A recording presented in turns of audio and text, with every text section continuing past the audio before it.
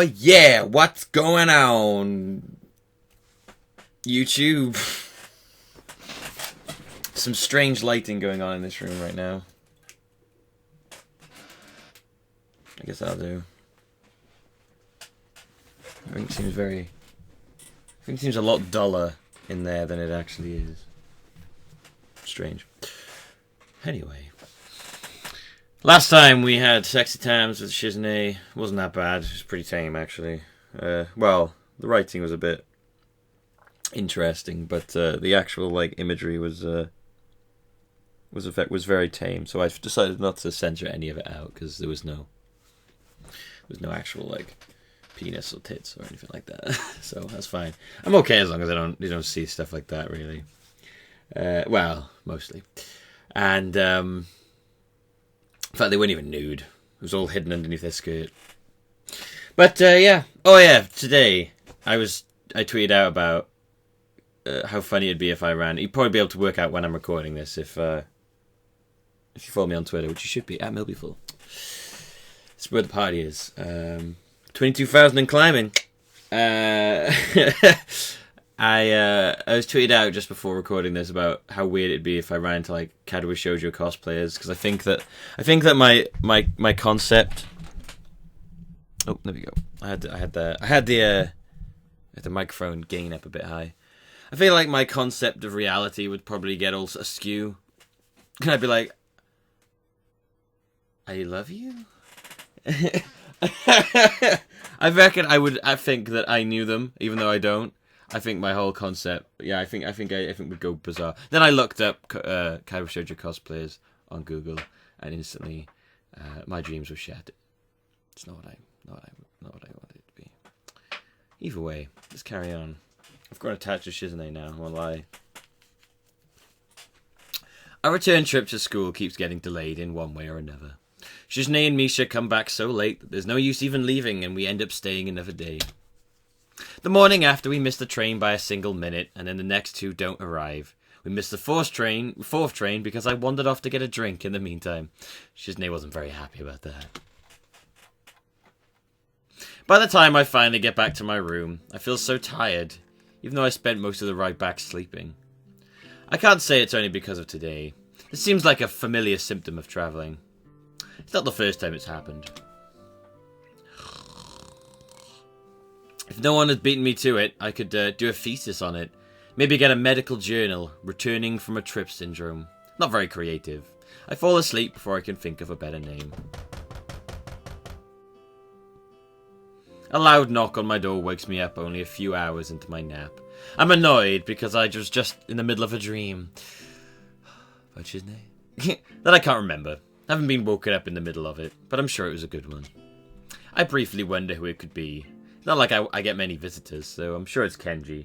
I hope he's just rolling out the welcome wagon and not going to hit me up for money again. If that was the case, I'd be almost touched. Not touched enough to fight off the urge to roll over and go back to sleep, though. He's like, fuck y'all messages. I'm gonna go back to sleep. After a few hours after that, I wake up again, immediately spot an envelope on the floor. It must be something that came in the mail while I was away. That's Shizune and Misha's department. So I wonder if they dropped it by to give it to me. Or maybe someone filled in for them in their absence and told Kenji to pass it along. When I pick it up, any remnants of sleepiness in me instantly vanish. Ah, here we go. We've got the letter again now. Even if the name of the sender wasn't on it, I would have known where it was from by looking at the envelope itself, realizing why it looked so familiar by recognizing the delicate handwriting addressing it. It's from Iwanako. At first, I can't believe it, but it would be too hard for her to track me down if she wanted to.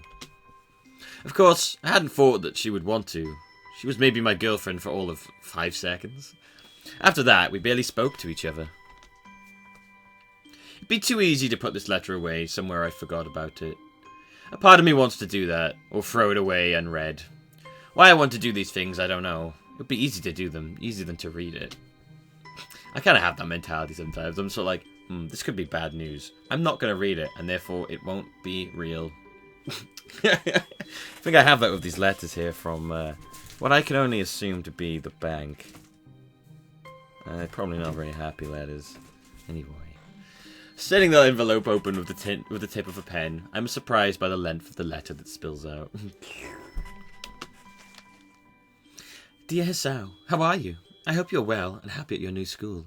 Everyone here misses you. Almost all of us second year class got put together in class 3-1 for the final year, so we are pretty comfortable right from the beginning of the year. I'm sure you would have been assigned to this class as well. The mood among the third years seems to be very anxious about the final exams, even though they are so far away. The teachers are badgering us about it all the time. Even old Tachibana, who is, by the way, our homeroom teacher this year. Would you believe it? I was sure he'd retire after our second year, but here he is nagging everyone about studying for exams.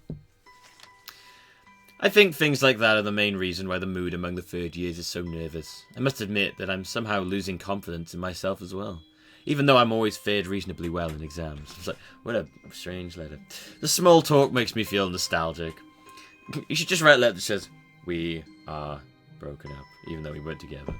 The small talk makes me feel nostalgic. It's almost like I'm in the hospital again. Every now and then, Iwanaka would drop by and give me the gist of what was going on in class. That, even then, I had an inkling I would never return to. It's so weird to think we are already seniors, isn't it? Time has really flown by. I wonder where it went. The new first year seemed so young and somehow really innocent. Also small. Every year I was in school, every year I got older in school, it felt like the people were getting smaller and more shitty. I keep wondering if I was like them in my first year. I've been feeling nostalgic like this for the whole first trimester. There are other things I want to say. I'm writing to you because I felt that there are things I should have said after the incident back in the winter. I really regret that I wasn't able to say them in person, and I have no excuse for it. The truth is, the times when I visited you in the hospital made me worried about you. I'm not talking about your health. You seem to become more distant and disheartened. It was natural after something like that happened, I'm sure, but somehow I got the feeling that you'd given up on something back then. Happiness, maybe? I wanted to somehow express my feelings, but the right words didn't come to me. I couldn't say anything to comfort you. I'm really sorry for not being able to support you when it mattered the most. Even though I like you so much. I like you so much. At least now. Finally, I can be more honest. What a convenient time for her to rediscover her sincerity. Well, even as I think that, I know she's right. Distant and disheartened is a good way to describe it. And maybe I had given up too. It weighs on my heart when I think back when I was lying in the hospital, feeling so bitter when she finally showed up. When she finally stopped showing up. I wasn't surprised. I had no right to be. How could she stop coming when it was only the expectation I had of her? How could she not stop coming? Yeah. She dropped by only for all of 6 weeks after the incident. If I drifted away from her, it's because I could feel her already moving herself away from me the moment she showed up. If I could go back to those quiet days in February and March, I'd tell you not to give up on yourself. That's what I would say. Maybe you wouldn't have drifted so far away. If I had just said something, I hope you've managed to get back on your feet on your own. Now that the distance between us is also physical, it also feels more final somehow. I wonder if we will meet again. Perhaps it's for the best if we don't. Perhaps... Still, if you would like to correspond with me, by all means write me back. I'd very much like to hear about your new school and how you are doing. I wish you all the best. Sincerely, Iwanako. Can I just say that I realize how insane what I do is? Like, how weird this is. Like, how silly that I'm, like, reading a thingy and people are watching me read. I'm aware of the insanity of all of this. I don't know why people enjoy me doing it. Sometimes I'm sitting here going, why am I doing this? I don't know what's going on here. But, I mean, yeah, it's fun to do and people enjoy it. But just let you know, I'm aware how strange it is, okay? Just want to let you know. It's a strange feeling. I know that I'm never going to hear from her again. If she really wanted to keep in touch, she wouldn't have picked a medium like snail mail to do it. Snail mail? What? Like mail delivered by snails? I know it's not really that, but I would love it if it was actually like mail like that you attach to snails. What's that snail? Oh, it's got mail for me. Thanks, snail.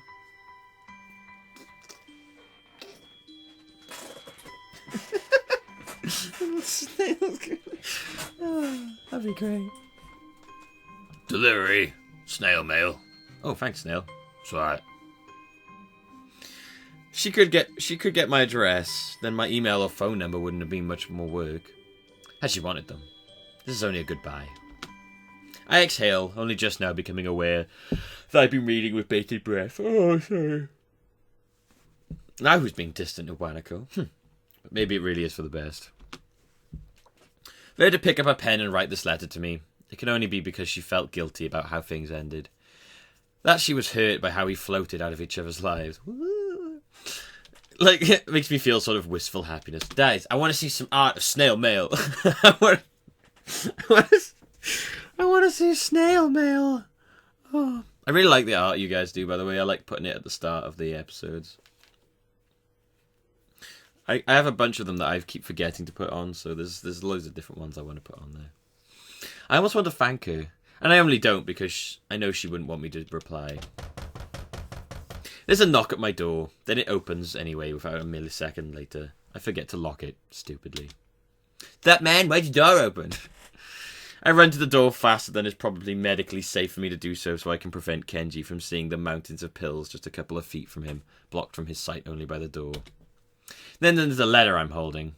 If he asks about it, I don't think I could make up anything convincing. About 2 feet away from him, I realised that his vision is so bad that it was probably never an issue. He didn't even see me about to practically tackle him back through the door frame. Kenji! Hey, what the hell, man? What are you doing? What are you talking about? Your room has 1 billion locks on it, yet you just barged right through other people's doors? You didn't even wait a second after knocking before you tried the door. It was like simultaneous. You were already opening the door while you were knocking it. It's like, boom, boom, what's going on, guys? What's going on, guys? I know people like that. See? See? That's exactly why I have all these locks. It's a cold and uncaring world out there. A gatecrasher's world. Now you also understand. It's a life lesson. I get it now. I just taught you a valuable lesson, dude. Knowledge is power. Why are you yelling at me? I'm a hero. Look at you. You didn't even lock your door. The average woman could have killed you 1 billion times already.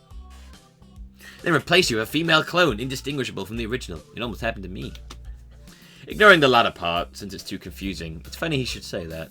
He was unable to stop me from tackling him head on, yet apparently a woman could have killed him 1 billion times. Could have killed me 1 billion times. If this man is a hero, we are all doomed. What's that you got there? Somehow he's able to see the letter in my hand. He's like, how can you only see the things that I don't want you to see? You can't see my face, but you can see this fucking letter I got down there. With how I've been waving it around, it's no surprise. I fold it back up quickly, but take care not to whip it behind my back or anything else. It would be too suspicious. Seems like I'm jumpier than I thought I would. I thought about Iwanika writing to me. I got a letter. Yeah. Oh yeah, what's on the back of it? It's a note. Look, I got a letter. It says A on the back. It's a note. It's a cleft. I don't know. Oh yeah, no wait, that's like cleft palate. What the fuck's a music? I don't know a name for a musical note. Please send your suggestions to 123 Fake Street at Don't Ever Come Here Avenue. Oh yeah, I put that there. Oh god, my nose is running. Ah. Oh yeah, I put that there. I was sleeping. Then I woke up because I heard explosions. I put on my helmet, then peeked outside to see what was going on. But it was just that student councilwoman banging on your door. It was the one without pink hair. She was knocking so loudly that it was obvious she was filled with murderous rage. Rage at you. Then she somehow sensed me behind her, and I tried to escape, but it was too late. She caught me and started pointing at the door. I opened my mouth to tell him that she's deaf, but I decided not to, for various reasons. I didn't really get it. She got more and more pissed off like an old man trying to use a touchscreen phone.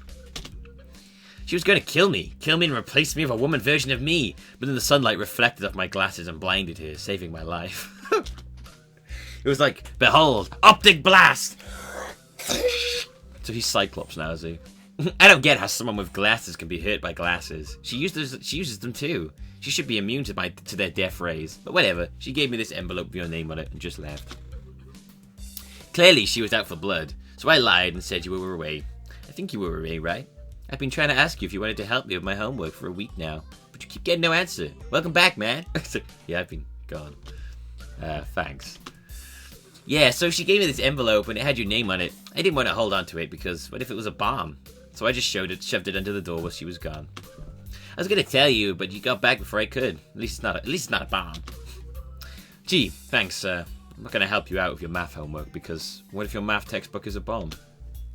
He looks devastated and also like he's considering the possibility that it really could be a bomb. I guess it's possible since no one really uses their math book all that much. I throw the letter on the dresser behind me and turn to leave, swinging the door shut behind me. As I do so, it collides against the tip of Kenji's shoe and bounces back open. While he hops around for a bit, acting like it hurt way more than it should have. Before I know it, he's already inside my room. I'm like, what? I'm powerless to stop him before he scoops up the letter, strangely ignoring the tower of pills bottles surrounding it. Don't just read the mail that isn't your own. Come on, what is it? A love letter from your girlfriend? Does she include any photos? Sexy photos? Reclining against the dresser, then paying no mind to the bottles he sends all over the floor by doing so, Kenji quietly reads through Iwaneko's letter. The process seemingly takes forever. Why do I keep reversing letters? And with how close he holds it up to his face, makes it look like he's trying to eat it. I'm not really reading this, I'm just looking at it and arranging letters in an order that I think they should be. That's what reading is. Who's Iwaneko? My ex-girlfriend. Ex-girlfriend, huh? This is a breakup letter then. I thought they were a myth. No, I guess it is, but really she's been my ex-girlfriend for a while. Anyway, I think I'm already over it. Kenji gives a thumbs up, clearly relieved that I'm not going to take this into an awkward direction. Like kissing him. Although I almost want to, since I told him not to read it. Yeah, that's a good attitude. It's alright, I had a bad breakup too, but you can't let it get you down. I mean, just look at me. Uh-oh. But hey, she wrote you a letter. Maybe she wants to get back together, huh? It says right here, write her back. You should do it. Is she cute? For a guy who thinks feminists are working to enslave men everywhere, he really is interested in cute girls. I have a girlfriend. Besides, look at the context. She doesn't want me to write back. Just because that's what it says. That isn't what she means. But that's what she wrote. The rock fish kid chick totally still wants you. It even says it right here. The rock fish kid? What? I read it. I know what it says. I told you. You have to look at the context. She said I drifted away from her, and everything there shows she accepted that. I think the reason she wrote this to me is that she wants to, I guess, part amicably. But we're done. She doesn't want to get back together, or whatever you're thinking.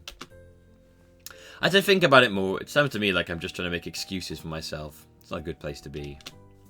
I'm positive that she doesn't want me to write back. I can live with that. If I were to write her back and get a less than desirable response, or no response, then I would just be crushed. Perhaps the fear of that is why I'm trying to justify my decision. It could be, but I don't want to think about it. The thought is oddly repulsive. Why is this such a big deal to you anyway? Because you should write back to her. She wants you to. I want to see what the response is going to be. Damn, doesn't even have to be a nice letter. That's cool too, but you could write an angry letter and call her out. That's my new attack strategy. I'm just going to call women out. You should try that. Even if she wrote me a letter, you have to understand what that means. Writing someone a letter is different now. It's not something you just do, not in this kind of situation. You can pick up a phone and call someone across the world in an instant and talk to them almost like they were there with you. It's true. I don't think anyone writes letters much anymore. I know how. We'll send them an email. They'll be notified instantly that they got it and can reply back. Just like that. A letter can be a personal thing, but she wanted to keep it at me at arm's distance. It's not like I can pop over there and visit her. If I had her number, I could call her, or if I had her mail, I could mail her. No, if I had her number, I could mail her. If I have her mail, I could call her. If she really wanted to hear back from me, she would have dropped one of those in there. I feel silly for continuously reassuring myself that I'm not fazed by Iwaneko writing to me, when it's so obvious that I am. It could be like a gradual thing for her. She might be too shy to call you up. I remember my girlfriend would always send me text messages because she was so shy. It was annoying as hell, man. I didn't really give a shit about phones, so I didn't have the thing, and it turns out I had to pay for every single one. But I don't like phones, so I couldn't even call her back to tell her to cut that out. Would you just stop texting me, please? Thank you. I did it anyway, though. I called her out. I even used a phone. It was literally the call out. I guess it was. Even if he's right, it means that Iwaneko still wants to keep her distance from me. She's not ready to chat with me comfortably.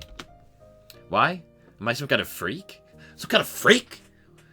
With 5 arms? And a bum heart? I'm not reassured by her actions. Anyway, in that case, maybe I am overthinking it, but I just don't know. Kenji can't think of anything to say to that, and the silence that follows is too awkward and thick that I start to count the seconds until he makes up a reason to leave and excuse himself. Yeah, I miss her. Your ex? Oh my god. Kenji? Emotions? Yeah, even if she was insane, it was nice being with her. True that. My back hurts. If she was still around, I could tell to massage it. What? Oh, God. I don't know how to use an oven, either. I miss baked food. We would go bowling in the hallway sometimes. I miss that, too. I had to bowl all by myself during their last festival. You bowl in the hallway? You're gonna hit someone. That's kind of sad, in a way. In, like, a sort of misogynistic way. I need someone to cook for me. Also, massage my back. But then she used to bowl with me. She used to say that all the time. Kenji sighs nostalgically, clearly not appreciating just how badly someone can get hurt by slipping on a bowling pin. Apparently neither did his girlfriend, since she bowled with him. What a strange definition of love, but I guess it's something. Maybe you should write her a letter. If she writes back, you can get married. Married? No. Okay, fine, but why not? You clearly like her, even though you hate women. Feminists! Not women. Feminists. There's a difference. There are non-feminist women. Damn, your discrimination is incredible. Correlation doesn't equal causation. Even if she's insane in a woman, doesn't mean she's a feminist insane woman. It's like how the absence of evidence isn't the evidence of absence. If it's true, then by the relative property, the presence of evidence doesn't equal the evidence of presence. Actually, I think it is, and I don't think it's called the relative property. No, shut up, it's mathematics. Are you saying math is wrong? I think he is wrong. So, even Kenji has someone that he likes. I'm tempted to ask why he and his ex broke up, or dig for more information in general, but I shouldn't. Not only would it be prying, but he might reverse the question back to me. Some people keep saying that there's a suggestion that he went out with Yuko. I don't know where that come from, but how old are they? How old is Yuko supposed to be? I thought she was way older. I'm confuddled. Also, Yuko? No. The conversation makes me think about Shizune, although the thoughts I'm having are scattered and wispy, just questions. I wonder if I even had the chance to love Iwanako, and this whole situation with her still stings me, a sour note in the back of my mind. I like Shizune much more, yet it feels like I'm chasing her, even now. I don't mind the chase, but I want to close that distance between us. I hate those games, they're so annoying. Iwanako's letter is responsible, but I've also felt that way for a while. I've come closer, but it's not enough. I want to try again, right now. I tend to tell Kenji to get out so I can change, out, and then head for the student council room. The grounds are mostly deserted today, which is a shame because it's so nice out. No one answers when I knock, so I try to go in anyway, but it's locked. When I pull my hand away from the doorknob, it's covered in dust. It looks like no one's been here since we left. Since I'm already out here and dressed, I might as well go get something to eat in town. My wallet is in my back in my room, though. Oh. She looks sad. On my way back there, I stumble across Misha sitting down behind the main building. Her eyes are closed in sleep, and she looks very tranquil. Oh, she's just asleep. It's always been hard to picture her not constantly bouncing around or hopping on the tips of her toes impatiently. My first instinct is to call out to her and ask her if she's seen Shizune, or if she wants to go to town with me, but now that I've seen her, I don't feel like disturbing her. I leave her alone. Oh, is that it? Is that it? He's just like, oh, okay, well, she's just there, I'll just... That was a weird... What? That was weird. They felt like they were going somewhere then, and we're just like, yeah, we need to borrow that storyline. For the first few days after I got back, I almost forgot that I was in the student council. I managed to pick up here and there that the student council usually gets swamped with work around the end of the break, but it didn't have to be the case. The few times when I managed to catch Shizune or Misha, they were in too much of a hurry for me to get a chance to ask if they needed help. Anytime they weren't, I'd only be able to get a hold of Misha. This is a weird relationship. He's like just not seeing his girlfriend at all. Shizune would say something about how there was work, but it was so little that involving either Misha or I would only bore us. After a while, the idea of having some free time again had started to grow on me, though there were still periods when I felt like I had way too much of it. Just when I was getting used to it, though, things changed again. Now I find myself back in the student council room, arguing with Shizune about whether tissue boxes make good ballot boxes or not. I'm telling you, they work just fine, as long as we get the cube-shaped ones, not the rectangular ones. Misha, can you sign that to her? I've kind of got my hands full. On second thought, forget it. You know, on second thought, forget it. She's busy cutting out ballot slips, so if she were to make one errant movement, she would probably send those scissors flying into someone's head. I drop the box of poster paints I'm carrying onto my little table in the student council room, and cough as a wave of dust hits me in the face. Do you think we should change the size of the ballot slips? What? But Shitan, I already cut out so many of them. We can make them smaller. It'll be more efficient. We just have to shrink the font. More ballots will fit in a single box that way. We only need half the amount of paper then. The format for voting could be changed. It could be more like a real election. Then we might be able to get away with buying less boxes. With the money left over, we can get a pizza, or maybe Chinese, or a cake, or 3 bowls of the new ramen bowl I want to try. Shizune excitedly rubs a finger along the frame of her glasses as she ponders more ways to cut even half a yen of spending off of our budget. Man, just like a politician here. Since I get it, she is the only one who even knows what our budget is. I'm scared to ask just how tiny it is for her to have to do this. It's just a few pennies. What about all the ballot slips Misha already cut out? Oh, don't worry. I can make them into memo pads and sell them in the school store. Shi-chan, they don't look very cute, though. Shizune seems to disagree. Now they are arguing, but it looks like it consists of nothing more than signing yes they do and no they don't at each other, until they're so tired of it that they are just taking turns pointing at each other commandingly. It's strange, partly because it looks kind of ridiculous, but also because I've never seen them disagree. Then again, both of them look very stressed these past few days.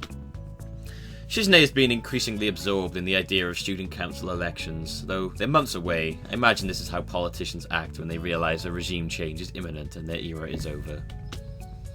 I'm having trouble taking student council matters seriously at all. Even now, as I practice my calligraphy on signs that won't go up for a week, but I can understand why Shizune does. After all, she has been student council president for 3 years. According to her dad, she's wanted the job for even longer. I guess 3 years is too short a career for her to leave feeling satisfied.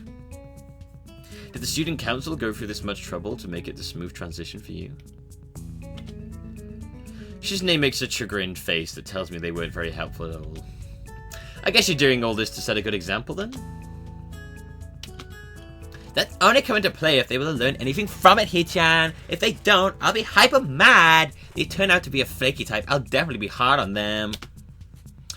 Doesn't sound very threatening when Misha is saying it. So, you've already met them? Hee-chan, there are no candidates yet! What? None? Not even for student council president. That's why I'm trying to drum up interest for the position. What do you think? She proudly holds up a poster she's been working on herself. It looks very, military. I need you. It's just like her going... You might be taking this a little too seriously, then. Shizune frowns and plays with her glasses, offended. Is that weird? Yes. She looks oddly happy that I'm disagreeing with her. I think that if she weren't genuinely focused on what she was doing, she would try to argue with me, just because it would be interesting to her. What's weird about it? It looks like she will do that after all. But then, Shizune waves her hand dismissively, like she's trying to catch the words in the air and delete them. I don't know. I have no idea what I was going to do for that. Delete words. Instead, she catapults into insulting her future successors. Well, one thing that's weird is that in my school, the elections would happen in about 6 months, since you know we're graduating in March. It's pretty weird to think about them so early. It's a little different here. Hee-chan, it'll be discouraging if we don't have any replacement when I have to go, Shi-chan says. But it isn't like the school will stop running without a student council. It'll be harder for them to hand out forms, though. Shi-chan isn't laughing, however. Misha's joke causes her to flinch as if she were stung. Though Misha didn't mean for it to come out the way her quip had a callous cruelty to it in the end. I'm trying to get more people to run, but everyone is so lazy. They think they can just take it easy just because there are no deadlines yet. Slackers not taking the early game advantage. Still, 6 months away? If they were making any move now, they don't deserve a vote. They really think it's such an easy job that they can do everything at the last minute and just coast into the role? Insulting? Really? Really? They're going to be eaten alive if they have to sit at a tiny desk and see just how much work they have to do. If it were a real election, they would be deep in trouble. I was reading about Japanese campaigning laws the other day. Only the bad ones, for some reason. For a second, Shiznei was talking like her father there, and it was coming out of Misha's mouth.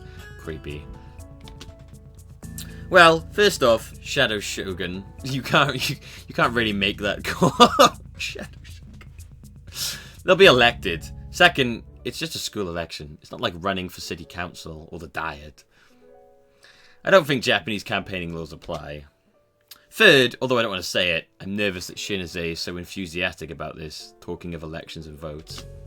According to her dad, she hasn't even been elected herself. Come to think of it, I can't remember Shiznei ever saying she was elected either. Then, did she get this position by being recruited into the student council and having it fall apart until she was the only one left? Somehow, I never considered it. She literally came in and just destroyed the council and made herself the leader. I don't know what to think about it, but it wouldn't surprise me. We're only 3 people strong now. If the circumstances behind her becoming the student council president were that sad, I wonder if there was any vote at all. Interest could just be that low, or non-existent really. Then all her energy would be going towards nothing. I slap an exclamation mark on the end of the poster it's what I'm working on. It's a little plain, so I think adding one is okay. Actually, it still might be a little too plain. I make the mark twice as large.